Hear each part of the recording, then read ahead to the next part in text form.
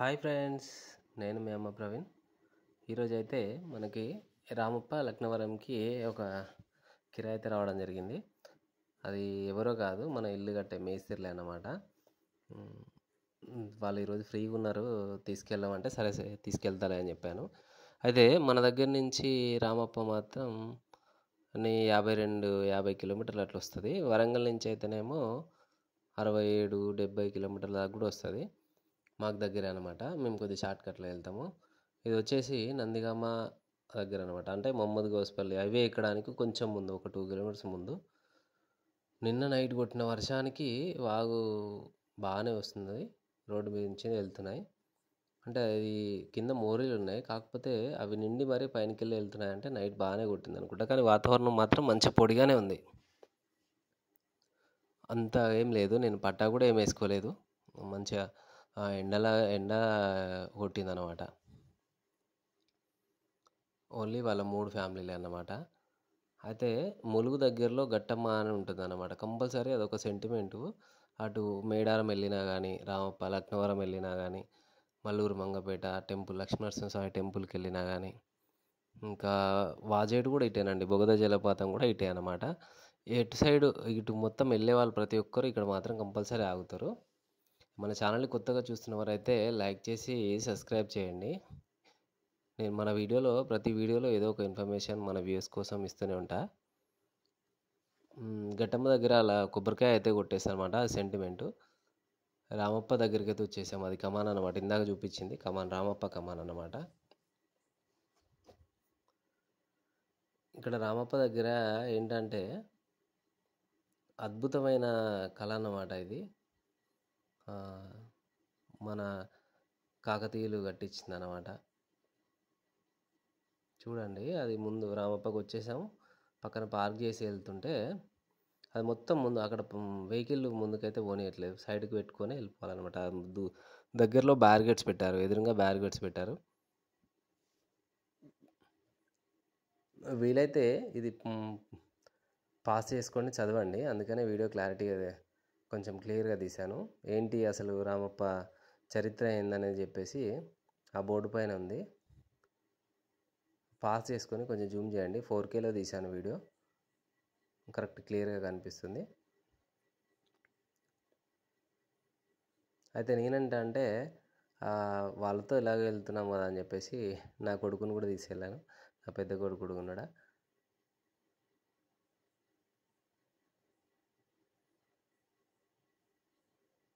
ముందు టెంపుల్కి వెళ్ళడానికి కూడా ఒక 200 మీటర్స్ అద్భుతమైన వాతావరణం అనమాట. అటు చెట్లు ఇటు చెట్లు, మధ్యలో దారి, పార్క్ లాగా.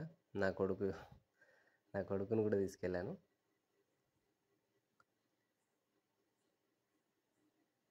మర్రి చెట్టు అండి, ఊడల మర్రి బాగుంది. అది కనుక వదిలిపెడితే, అంటే కొమ్మలు కొట్టకుండా అలానే పెరగనిస్తుంటే మాత్రం చాలా పెద్దగా అవుతుంది. ఒక్కొక్కటి మౌనార్లో ఉంటుంది పిల్లల మర్రి అని చెప్పేసి, 2 ఎకరాలతో ఉంటుందంట.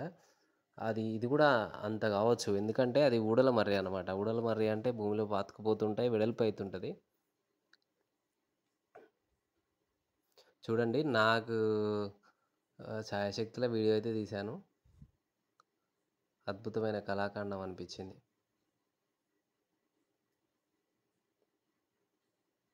ఇది వరంగల్ నుంచి అయితే 70 కిలోమీటర్స్ దగ్గర వస్తుంది. మ్యాప్లో అయితే 67 కిలోమీటర్లు చూపిస్తుంది. మా దగ్గర అయితే మేము షార్ట్ కట్లో వెళ్తాము మాది, కాబట్టి మాకు 57 కిలోమీటర్లు వచ్చింది మా దగ్గర నుంచి అయితే. ఇది ములుగు రోడ్లో అనమాట, వరంగల్ నుంచి ములుగు రోడ్లో ఎంటర్ అయిపోయి ఆరేపల్లి, మొహమ్మద్ గౌస్పల్లి, మల్లంపల్లి, ములుగు, జంగాల్పల్లి నుంచి లెఫ్ట్ క్రాస్ తీసుకోవాలన్నమాట. లెఫ్ట్ తీసుకున్న తర్వాత ఒక 12 కిలోమీటర్లు 11 కిలోమీటర్లు వస్తుంది అంతే. ఇది టెంపుల్ లోపల.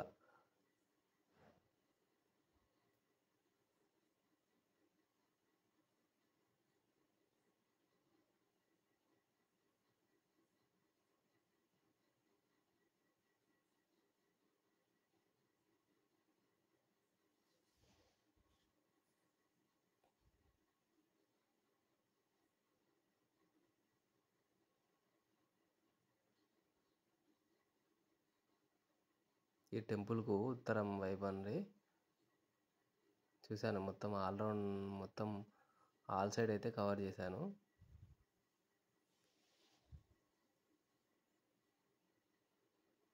అయితే మన రామప్పకి యునెస్కో గుర్తింపు కూడా వచ్చిందండి. యునెస్కో అంటే నార్మల్గా యుఎన్ అంటే ఐక్యరాజ్య సమితి గుర్తింపు కూడా వచ్చింది.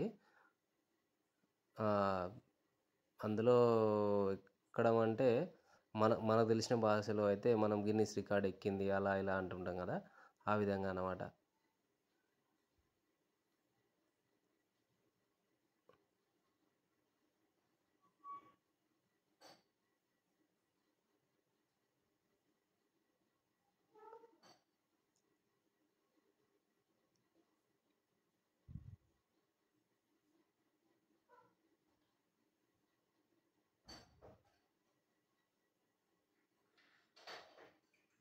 ఇక్కడ విగ్రహాలు కూడా కొన్ని భూత పురాణాలు లాగానే చూపిస్తాయి. కాకపోతే ఏంటంటే టెంపుల్ కదా అని చెప్పేసి మనం ఏది మంచి ఏది చెడు ఏది రిసీవ్ చేసుకోవాలనేది నాకు అర్థం కాదు. అయితే మనం బ్యాక్గ్రౌండ్లో చూస్తే టెంపుల్లో ఉండేటివి కొన్ని కొన్ని ఇమేజ్లు అనేటివి కొంచెం భూత పురాణాలనే చూపించే విధంగా ఉంటాయి. ఇక్కడ ఈ రామప్ప చెరువు దాని దగ్గరనే ఉంటుంది. రామప్ప గుడికి 1 కిలోమీటర్ దూరంలో ఉంటుంది ఆ చెరువు కట్ట పైన అన్నమాట. యాక్చువల్గా ఇది లక్నవరం చెరువు కంటే చిన్నదే రామప్ప చెరువు అంటే, కానీ లోతు ఎక్కువ అంట. అంటే లోతులో ఎక్కువైంది రామప్ప చెరువు, వెడల్పులో పెద్ద చెరువు అనేది లక్నవరం చెరువు వస్తుందన్నమాట. ఇది కూడా తవ్వించిన చెరువే అనమాట. అప్పుడు కాకతీయులు తవ్వించిన దాంట్లో చాలా చెరువులు తవ్వించారు. అప్పుడు ఏంటంటే పంట పొలాలకి అనుగుణంగా ఉండడం కోసం, ప్రజలకు ఇబ్బంది కాకుండా అని ఈ రామప్ప చెరువు మనుషులు తవ్విందే అప్పుడు. అంటే తవ్వుకుంటూ పోయడం అంటే ఇది నాటే జోకు. ఇప్పుడంటే మిషన్స్ వచ్చాయి కానీ అప్పుడు మనుషులతో చేయడం అంటే చాలా కష్టం. రామప్ప చెరువు తవ్వింది, లక్నవర చెరువు తవ్వించినదే, ఇక్కడ పాకాల చెరువు తవ్వించినదే. ఇవన్నీ కూడా మనుషులు తవ్వినవి అన్నమాట. గ్రేట్ అనిపిస్తుంది. ఇప్పుడు చిన్న పని చేయాలంటేనే చాలా అది అనిపిస్తుంది, కానీ అప్పట్లో మిషనరీ లేకుండా మరీ ఇంత పెద్ద పెద్ద చెరువులు తవ్వారంటే గ్రేటే. ఈ స్పీడ్ బోటు మామూలు ఎక్కుదామని ప్రయత్నం చేశారు. కాకపోతే ఏంటంటే అక్కడ ఆ డ్రైవరు కొంచెం ఆయన అందుబాటులో లేడని చెప్పడం వల్ల కొంచెం బ్రేక్ కావాల్సి వచ్చింది. కాకపోతే ఏంటంటే మాకు ఇంకో ఆప్షన్ కూడా ఉంది కదా, మేము లక్నవరం కూడా వెళ్దాం అనుకున్నాం కాబట్టి సరే అక్కడ ఎక్కొచ్చులే అని చెప్పేసి కొంచెం మేము కూడా కొంచెం లైట్ తీసుకున్నాం.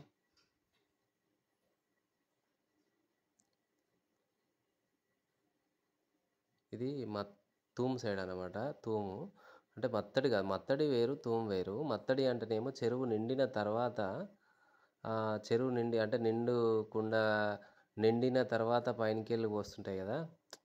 సపోజ్ ఏదైనా కుండ నింపామనుకోండి, ఏదైనా బిందె కానీ సంథింగ్ బకెట్ కానీ నింపిన తర్వాత పైకి వెళ్ళి పోయడం మత్తడి. ఇదేమో తూము అన్నమాట. తూము అంటే ఏంటంటే మనకు అవసరాని కోసం ఓపెన్ చేసుకోవడాన్ని తూము అంటారు అనమాట. పంట పొలాలకు యూజ్ చేసుకోవడానికి అది ఉంది కదా, జస్ట్ అవి గేట్ లాగా ఇట్లా పైకి లేపిన కొద్దీ వాటర్ ఫ్లో కిందికి వెళ్తుంటే మన పంట పొలాలకి యూజ్ చేసుకోవచ్చు. అది మన అవసరాని కోసం వాడేది తూము. మత్తడి అనేది మాత్రం వర్షాలకి ఎక్కువ నీరు వచ్చి చేరి మనకు అవసరం కంటే ఎక్కువ వచ్చిన నీరు బయటికి వెళ్ళిపోవడం మత్తడి పడిందని మనం చెప్తాం అనమాట.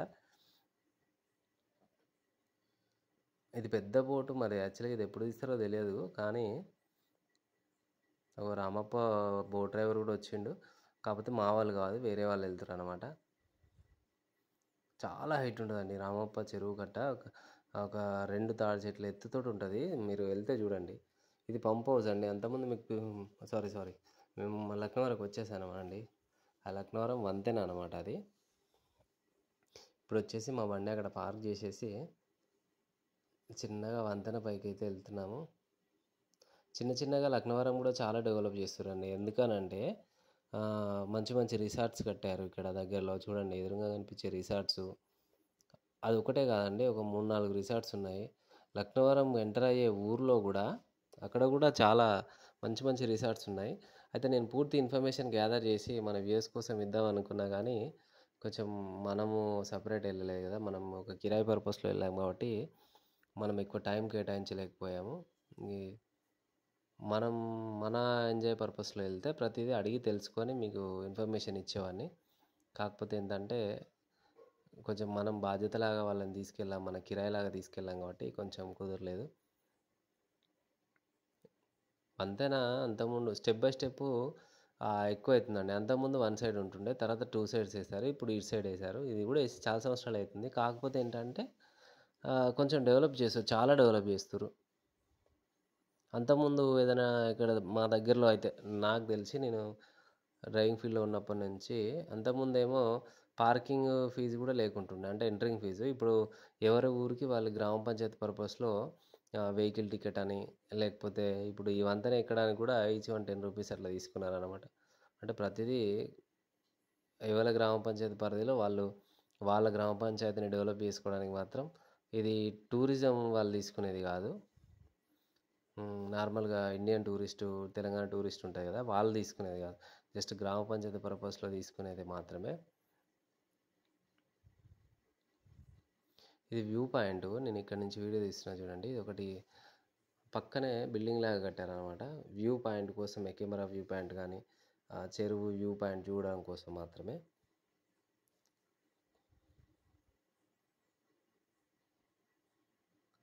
నా కొడుకు అండి 3.5 years ఉంటాడు. ఇది మా బ్యాచే, మేమందరం అన్నమాట.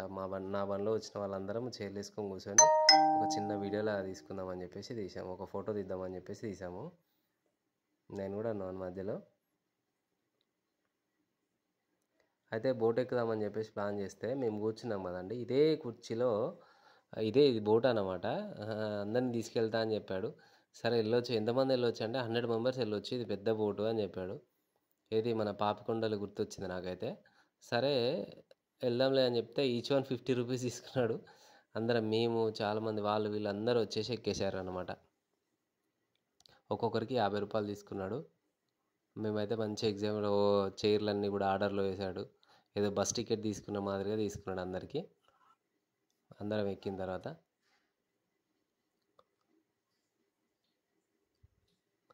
అది చూడండి, చైర్లన్నీ ఆర్డర్లో వేశాడు, కూర్చోమన్నాడు. మధ్యలోకి పోయింది. మేము ఎంతో ఎగ్జైట్గా ఎక్కిన బోట్ మాత్రం చిన్నగా వెళ్తుందండి, ఎడ్ల బండి వెళ్ళినట్టే వెళ్తుంది, ఓన్లీ చిన్నగా. ఇక మా వాళ్ళందరూ అన్సాటిస్ఫై అయిపోయారు. అయ్యో ఇంత చిన్నగా వెళ్తుంది ఎట్లా అని చెప్పేసి అనుకుంటున్నారు. కానీ స్పీడ్ బోట్ మాత్రం పక్కనే జువ్వున వెళ్తున్నాయి. మన వాళ్ళు కూడా ఇది కాదు, స్పీడ్ బోట్ ఎక్కుదామని చెప్పేసి ఇక అందులోనే డిస్కషన్ చేసుకున్నారు. ఇంత చిన్నగా వెళ్తే ఎలా, అదే స్పీడ్ పోతుంది అనుకున్నాము అని చెప్పేసి. కాకపోతే ఏంటంటే పాపికొండల్లాగా చిన్నగా వెళ్తుంది బోట్, అంటే అక్కడ కొంచెం స్పీడ్ వెళ్తుంది, ఇది మాత్రం చాలా స్లో వెళ్తుంది. 100 members అంట, 100 members వరకు పోవచ్చు అంట. అంటే చూడండి, అది చూడండి స్పీడ్ బోట్ మా వాళ్ళు ఎక్కారు. నా బండిలో వచ్చిన యూత్ అన్నమాట వీళ్ళు, పిల్లలు ఎంతో ఎగ్జైట్గా వెళ్ళారు. 4 members-కి 400 అంట. అయితే నేను కూడా వెళ్దాం అనుకున్నా. కాకపోతే ఏంటంటే నాతోటి మా అబ్బాయి ఉన్నాడు, మా అబ్బాయి ఉండడం వల్ల కొంచెం భయపడతాడు అని చెప్పేసి నేను అనుకున్నా. కాకపోతే వాడే ఎక్కుదాం డాడీ ఎక్కుదాం అంటే నేను కూడా ఎక్కేసా. అయితే మధ్యలో పోయిన తర్వాత ఏడుస్తాడేమో అనుకున్నా కొంచెం. అంటే బోట్ని స్పీడ్గా వెళ్తుండి కూడా ఇట్లా కట్ చేస్తుండ అనమాట. మనం బైక్ కనుక మనం ఎలా కట్ చేస్తామో అలా కట్ చేస్తుండు వాటర్లో. కొంచెం భయపడతాడేమో అని అనుకున్నాను, కానీ భయపడలేదు. చాలా ఎగ్జైట్గా ఫీల్ అయ్యిండు అతనే, మా అబ్బాయే చాలా ఎగ్జైట్గా ఫీల్ అయిపోయాడు. అలా కట్ చేస్తుండ అనమాట. కొంచెం భయపడే వాళ్ళైతే ఇబ్బంది.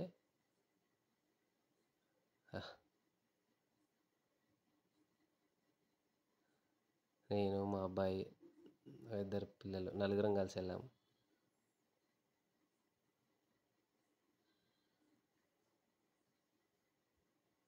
నాకు ఈత వచ్చు, అయినా కూడా ఎవరైనా లైఫ్ జాకెట్లు వేసుకోవాలి కంపల్సరీ. తిరిగి గట్టమ్మ దగ్గరికి అయితే వచ్చాము. చెప్పాను కదా, గట్టమ్మ దగ్గర ఆగంది ఎవరమైతే వెళ్ళాము అని చెప్పేసి. మేమేం చేసినామంటే అప్పటికే 6 అయిపోయింది, 6:30 అయిపోయింది, లైట్ డిమ్ అయిపోయింది, సన్లైట్ వెళ్ళిపోయింది.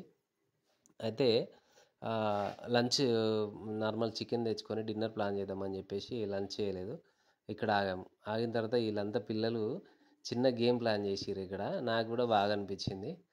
ఏంటంటే చూడండి, అది అట్లా 1 by 1 సీరియల్గా ఒకరి తర్వాత ఒకరు కాళ్ళు తొక్కుకోవడం అనమాట. ఇది ఆట యాక్చువల్‌గా మా చిన్నప్పుడైతే మేము ఆడలేదు. నాకు తెలియదు. ఎట్లేందంటే చూడండి ఇక ఒకరి తర్వాత ఒకరు ఇట్లా కాలు తొక్కిన వాళ్ళు ఔట్ అన్నమాట. కరెక్ట్ గెస్ చేయండి.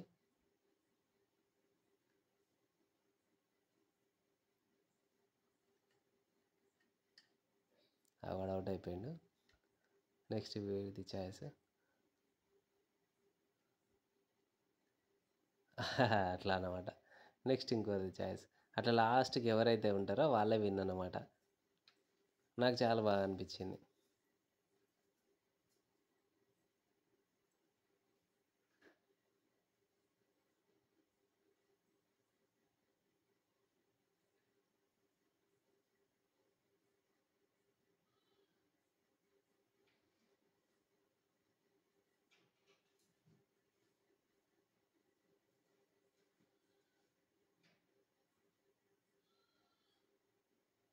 లాస్ట్‌కి ఇద్దరు మిగిలిపోయారు.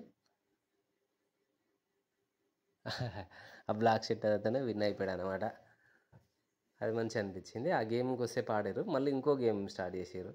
అయితే సరే ఇదేంటో అనుకున్నాను. అయితే 4 డబ్బాలు గీసారనమాట నార్మల్గా.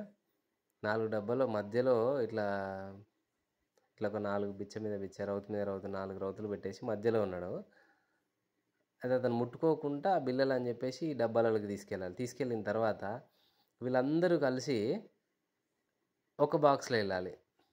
అందరూ ఒక బాక్స్లోకి వచ్చినాక మళ్ళీ సెకండ్ బాక్స్లోకి వెళ్ళాలి. ఆ మధ్యలో ఉన్న దొంగ మాత్రం 4 లైన్స్ ఉంటాయి. లైన్స్ మాత్రం దాటొద్దు, డబ్బాలకు రావద్దు. ఆ లైన్స్ వరకే మరి ఓన్లీ ప్లస్ ఆకారంలో మాత్రమే వెళ్ళిపోవాలన్నమాట.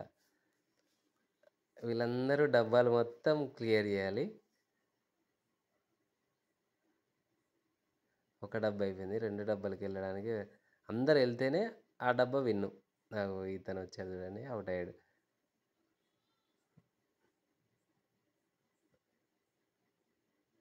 నాకు బాగా అనిపించింది.